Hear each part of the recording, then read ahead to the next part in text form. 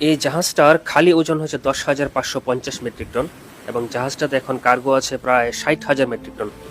এরপর জাহাজে ফুয়েল আছে, ফ্রেশ ওয়াটার আছে, সব মিলিয়ে এই জাহাজটার ওজন হবে এখন প্রায় 75,000 মেট্রিক টন। এই 75,000 মেট্রিক টনের জাহাজটাকে নিয়ে দেখুন সমুদ্র একদম একটা কাঠের সাম্পানের মতো খেলছে।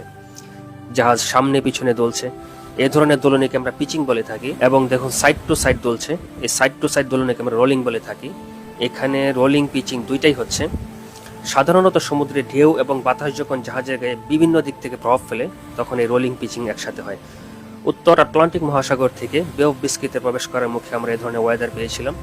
এখানে সারা বছর ধরে প্রায় ওয়েদার এরকমই থাকে, প্রচণ্ড বাতাস থাকে এবং সমুদ্রের ঢেউগুলো বিভিন্ন দিক থেকে এসে জাহাজের গায়ে প্রভাব ফেলে। এই যে জাহাজে পানি উঠে যাচ্ছে, এই পানি আবার অটোমেটিক সমুদ্রে চলে যাবে। এই পানি জাহাজের কার্গো কম্পার্টমেন্ট বা আমাদের অ্যাকোমোডেশনে প্রবেশ করার কোনো সম্ভাবনা নেই। এবং আমি যেখান থেকে জাহাজ চালাচ্ছি এটা হচ্ছে ওই যে জায়গাটা পানি উঠতে দেখা যাচ্ছে এখান থেকে প্রায় 6 তলা সমান উঁচুতে, যে কারণে এ ধরনের পানি দ্বারা আমাদের ক্ষতি হওয়ার কোনো সম্ভাবনা নেই। ঘন কালো মেঘ সূর্যটাকে গ্রাস করে নিচ্ছে এবং যখন পুরোপুরিভাবে গ্রাস করে নিয়েছে তখন দেখুন মনে হচ্ছে কোনো চাঁদনি রাতের দৃশ্য, অথচ তখন দুপুরও হয়নি।